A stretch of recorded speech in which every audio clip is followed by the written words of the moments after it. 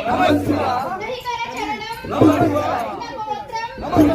सूत्रम no जाति नहीं वर्णो न भवति पुरुषो ज्ञान पुंसो न कारम नहीं विकारम कर चरणम नहीं कर चरणम न नाम गोत्रम सूत्रम नो जातिर् दैव वर्णो न पुंसो न स्त्री न कारम नहीं विकारम न जनन मरणम